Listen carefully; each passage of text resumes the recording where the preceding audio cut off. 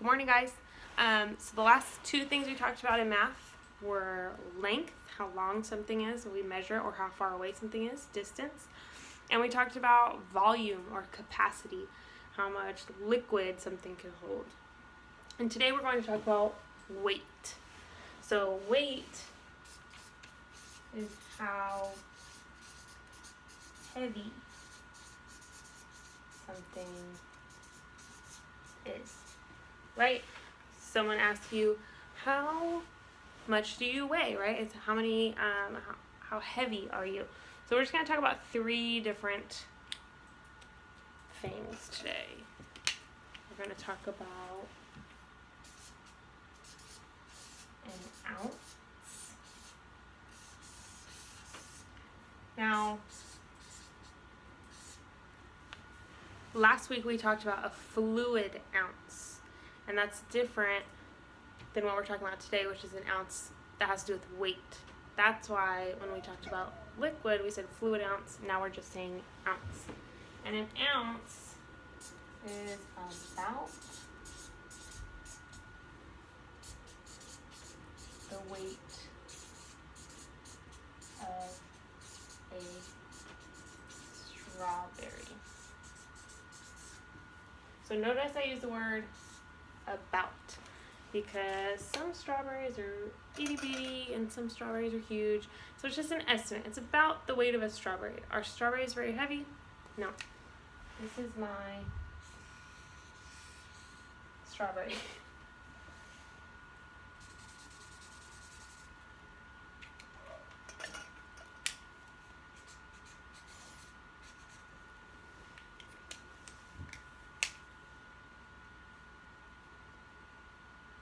Perfect. That's my strawberry. The next thing we're going to talk about, I'm going to mention, and you are very familiar with this, is a pound.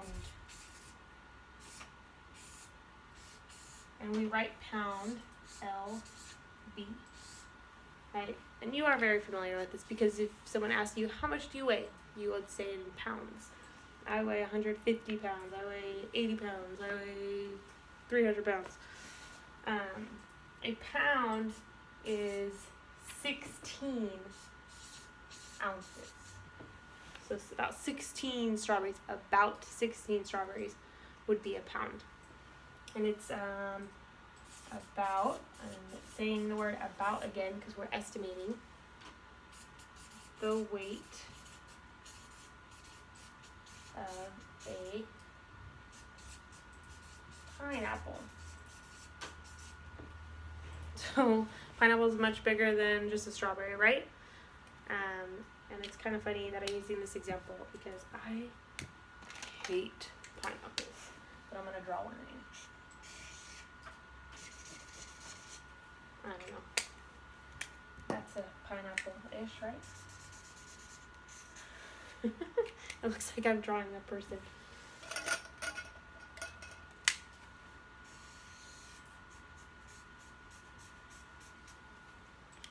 You get it. Alright. The last thing we're going to talk about for math today, we have ounce, we have pound, and we're going to talk about, I'll use blue, orange, a ton. T-O-N. And we use the letter T for that. And a ton is 2,000 pounds. 2,000 pounds. So imagine 2,000 pineapples. And it's about the weight of a small car. We're not talking about some huge truck or a big old SUV, but around a smaller car would be a ton. And this is my terrible drawing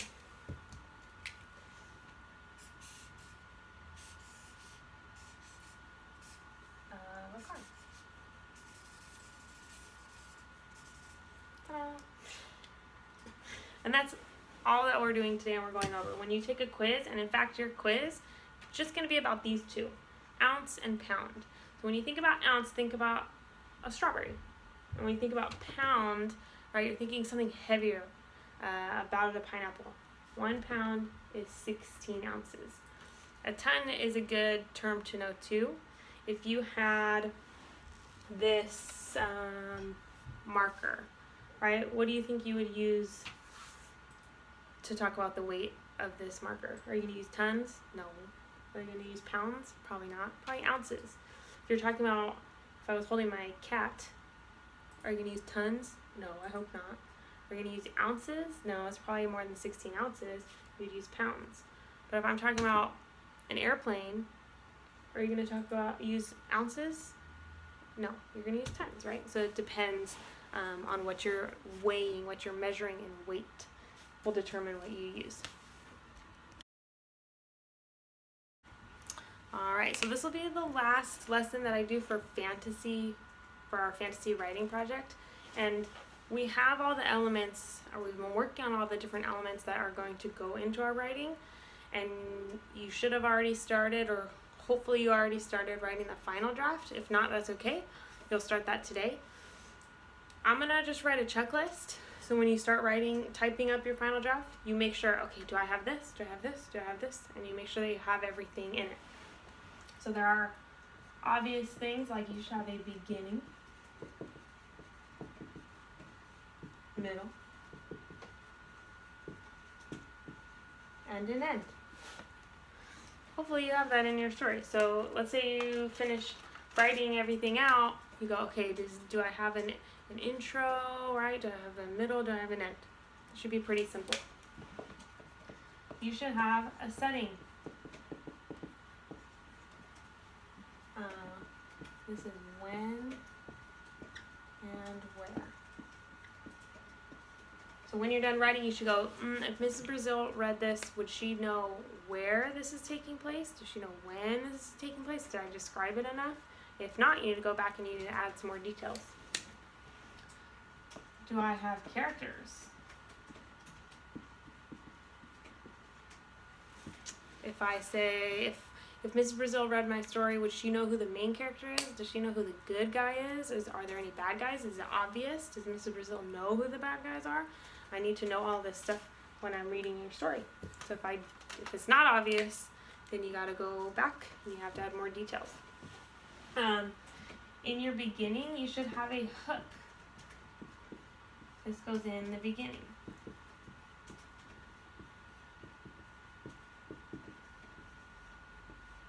So look at that very first few lines or that very first paragraph. Is this interesting enough? Did I grab her attention? Maybe I asked a question.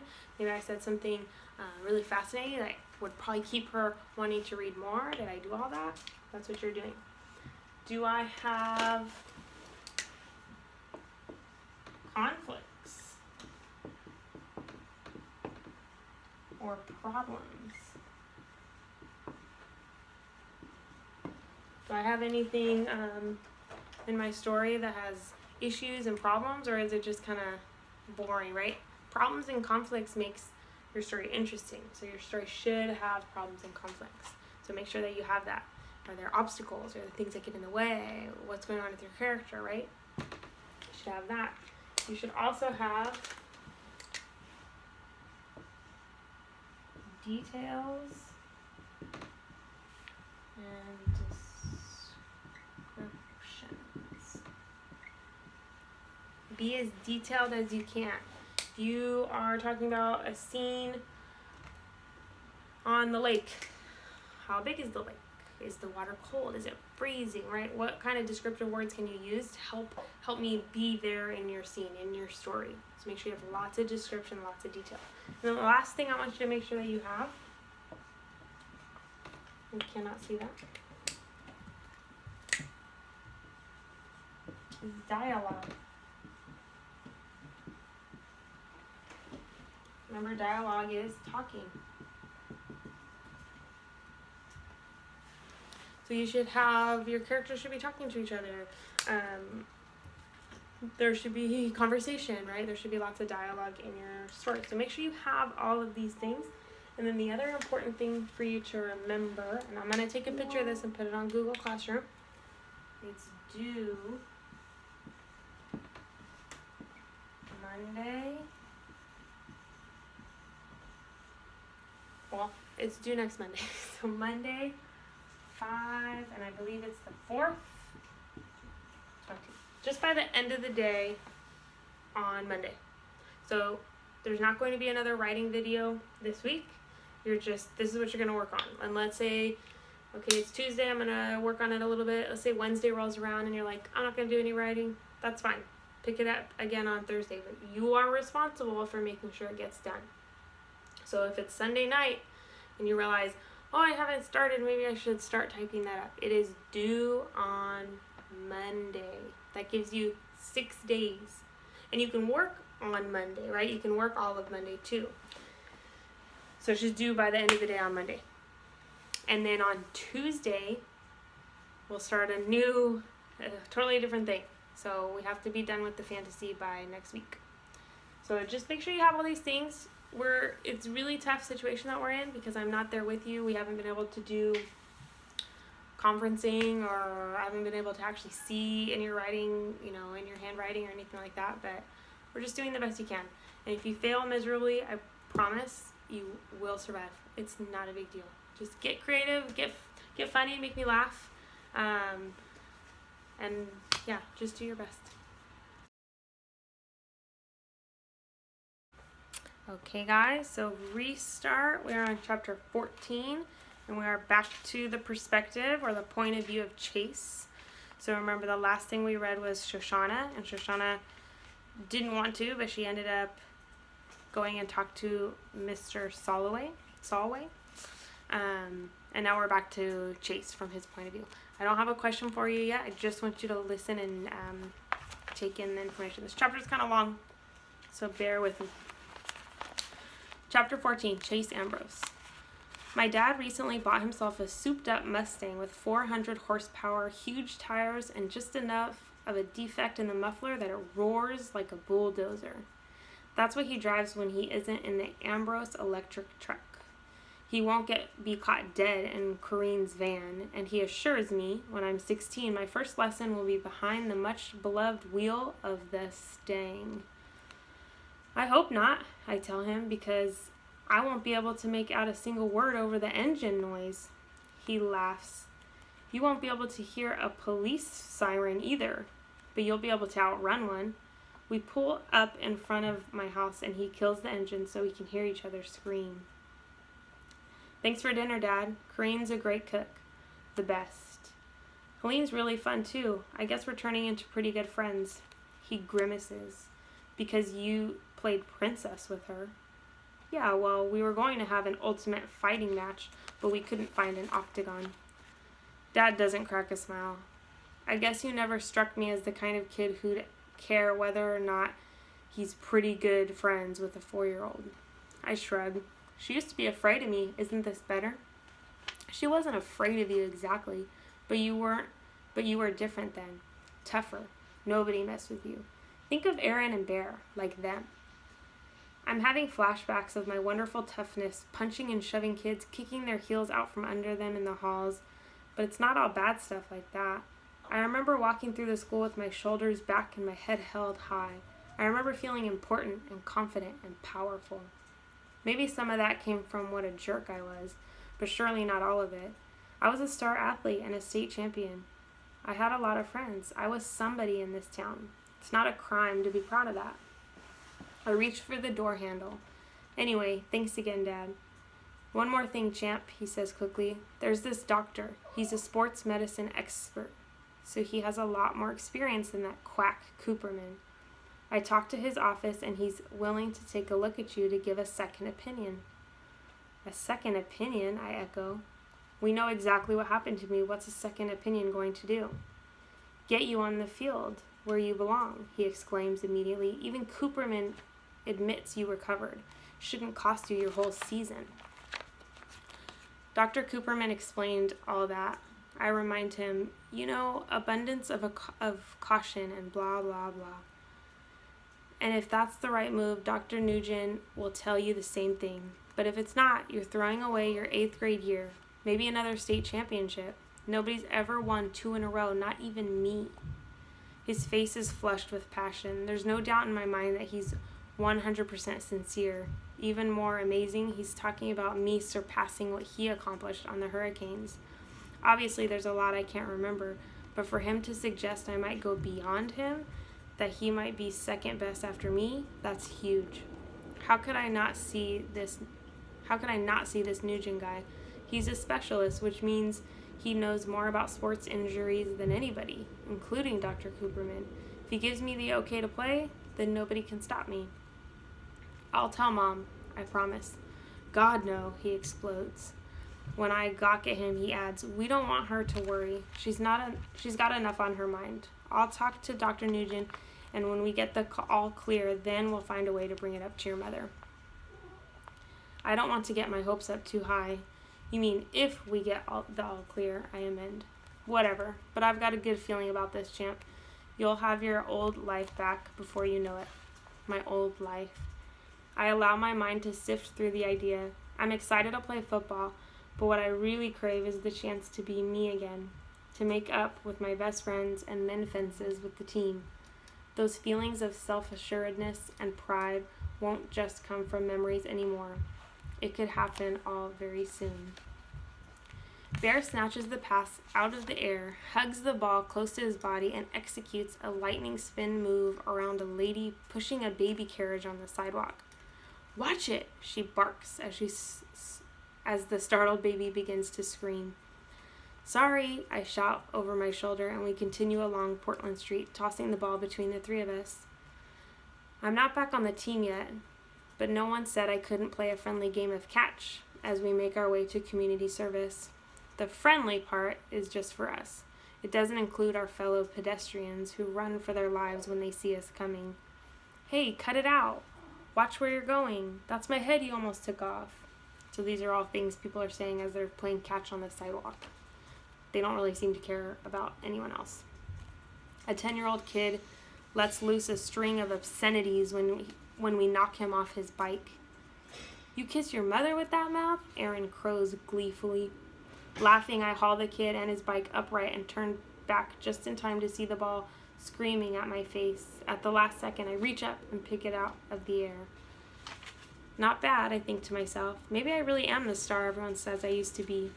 Aaron and Bear are all power and no finesse. Aaron's even kind of a Butterfingers. He's constantly running into the road after the bouncing ball amid squealing brakes and honks of outrage.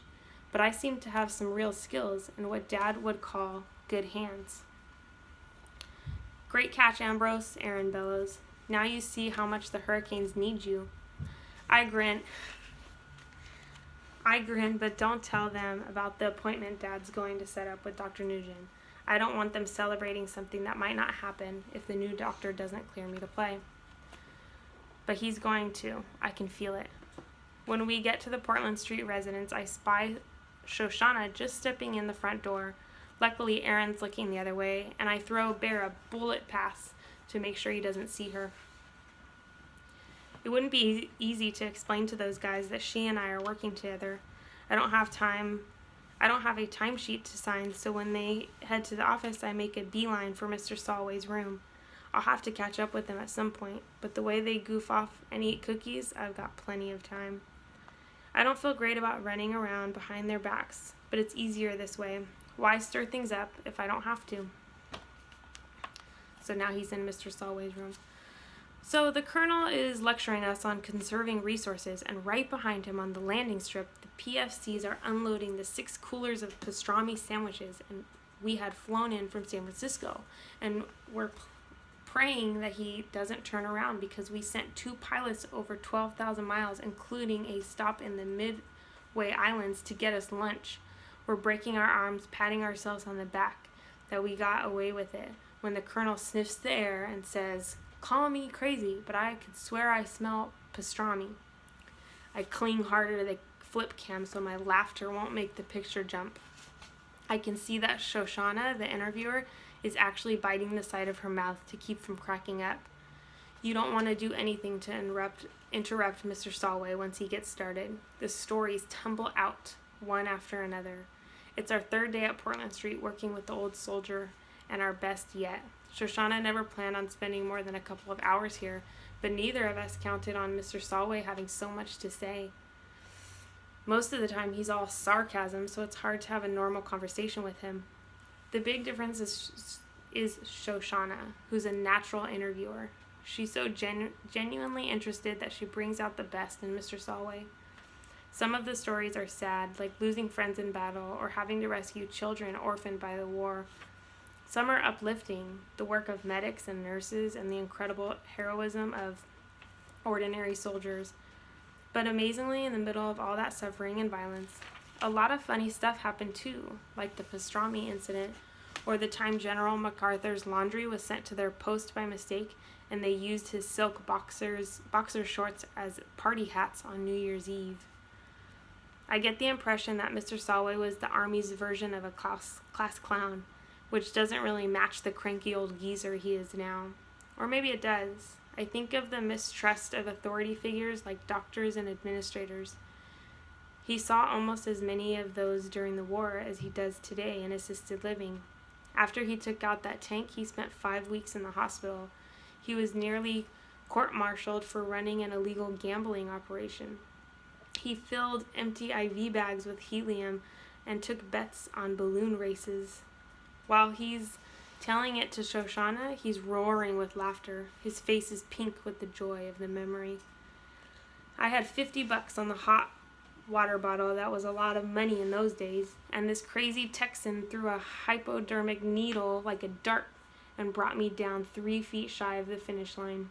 I've never been so mad at anybody in my life. But I paid up. At least I was going to until the MPs raided the game. Party poopers. Engrossed in the story, I nearly missed the twin gasps from the hall. I glance over my shoulder to spy Aaron and Bear standing in the doorway staring in bewilderment. Busted. Let's take a break, okay? I set down the camera and joined them outside. What gives? Bear demands. First you come with us to community service when you don't even have to. That's bad enough. But now you're making a movie about the place?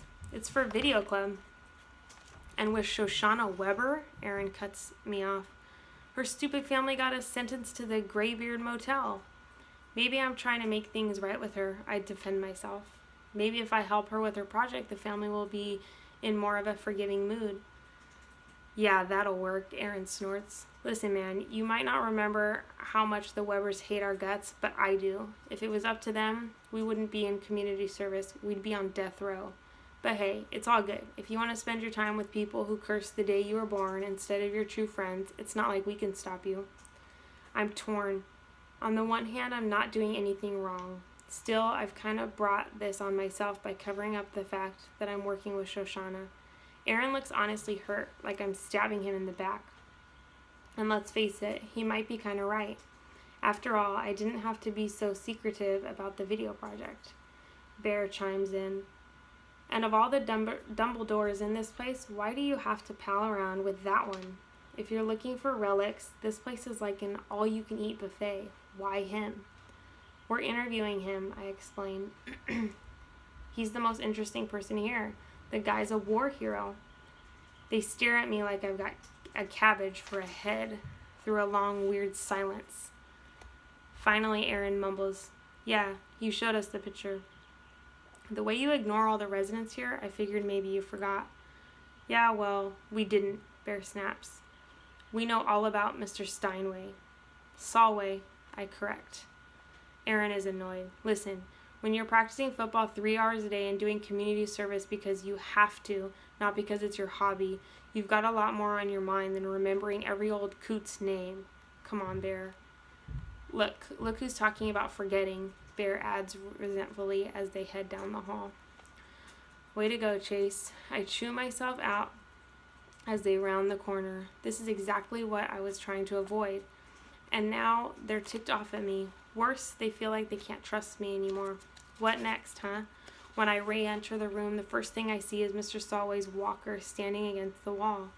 The old soldier himself is up on his feet, directing Shoshana, who is pulling a heavy box out of the closet.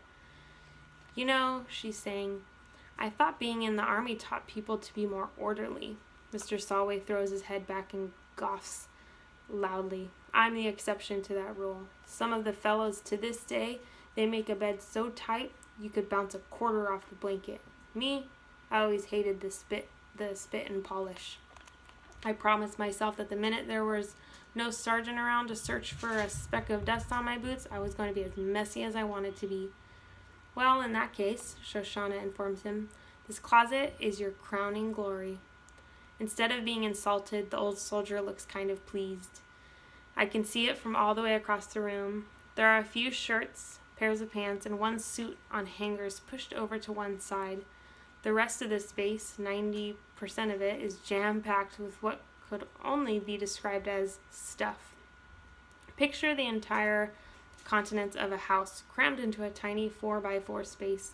All the things that would end up in the basement, the garage, the attic, live in that closet.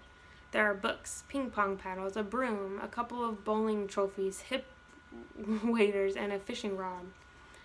Framed pictures, a weed whacker, ice skates, a 3-foot-high oriental vase with a crack up the side, a golf umbrella, a garden gnome, luggage, and cartoons of varying sizes.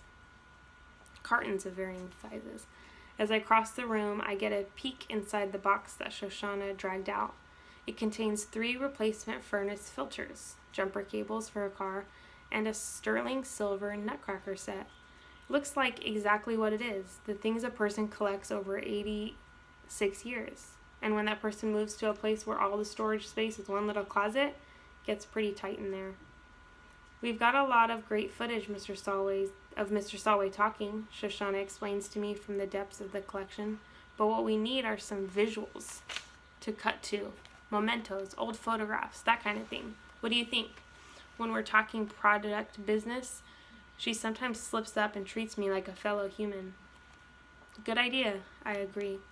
Mr. Solway peers into another box. Son of a gun, I was wondering what I did with my 32-piece ratchet set. I look at him standing up and walking on his own, even bending over to see inside the carton. It's hard to believe that this is the same Mr. Solway that I first met, struggling on the walker and never even bothering to open the blinds to let some light into his gloomy room. Maybe when his wife died and he moved into Portland Street, he lost focus because everything in his life used to revolve around her. But now that Shoshana and I are coming over to work on the video, he's totally different. He wants to present himself well on camera, so he shaves, dresses well, stands straighter, and walks better. According to the nurses, his appetite has improved at mealtimes. We dig around some more, moving stuff out of the closet and unpacking boxes until the floor is covered in knickknacks.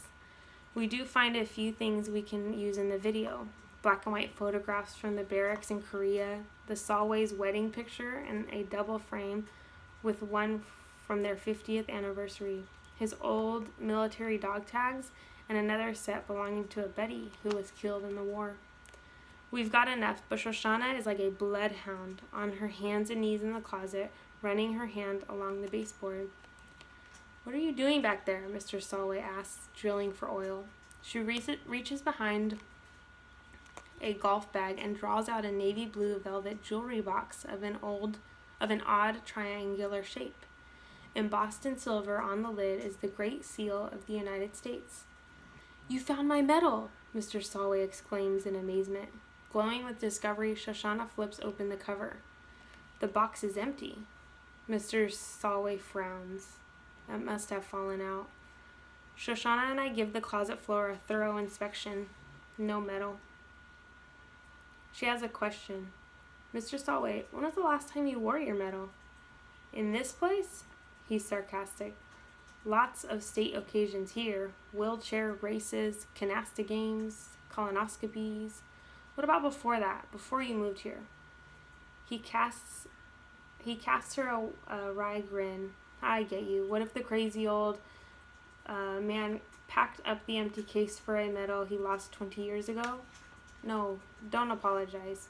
It's a valid question. The answer is I never wore it. Not that I was ashamed of it, but it didn't feel right. Like I'd be saying, look how great I am. I've got a better medal than you. Any dimwit can win a Purple Heart My wife used to take it out once a year on Veterans Day, and when I refused to wear it, she'd polish it up and put it away again. Maybe one time she misplaced it. She was confused toward the end. It's possible.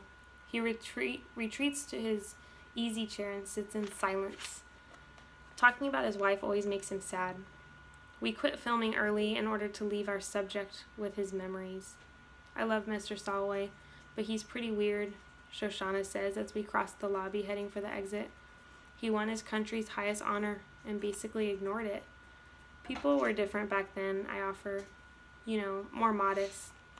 Yeah, sure, modest. But to care so little that you don't even bother to open the case to see if the medal's still there, and then hide it in the back of your closet behind a golf bag? You've got to be a real oddball. We're going through the sliding doors, which might be why she doesn't notice that I stagger for a split second. Missing medal. Empty case buried under tons of junk. Mr. Solway's medal wasn't lost. It was stolen. Somebody pocketed it and tossed the case where it would be hard to find. Who would do such a thing? There are plenty of possibilities. Portland Street is a busy place with a big staff, doctors, nurses, attendants, service people. There were painters in recently. Could have been one of the other residents or even a visitor. But as I run my mind over the range of suspects, an image keeps forcing itself in front of my eyes. I see a $20 bill in Mrs. Swanson's shaky hand. I see greedy fingers snatching it away. Bear. And Aaron gloating over the pizza it would buy. Of course, there's a big difference between $20 and the decoration awarded to a war hero to honor his bravery, above and beyond the call of duty. But somebody greedy enough to take money from a confused old lady who thinks she's tipping room service? How could a guy like that pass up the chance to get his hands on something far more valuable? I must turn pale because Shoshana regards me in concern. Are you okay? You look like you're about to faceplant. I'm fine. I'm so not fine, but I keep my mouth shut. What kind of friend am I that I instantly suspect Aaron and Bear of stealing Mr. Solway's medal? What kind of friends are they that it's so easy for me to believe that they did? 2 hard questions followed by a third. What should I do now? Oh my gosh. Alright, so that's the end of that chapter. I need water after reading that long chapter. Oh man. So we heard a lot of information in this chapter. We heard Chase and his dad talking. His dad wants him to get a second opinion. We are hearing him and Shoshana in the video they're making, and they're working pretty well together. And Aaron and Bear aren't very happy with this. And remember, Aaron and Bear have this secret, which it's seeming like it's probably having to do with this medal, right? Something, they probably took it. Maybe Chase is the one who took it, and he's the only one who knows where it is. I don't know. But he's asking this question, what should I do now? So that's going to be what you're going to answer today. What do you think Chase should do now?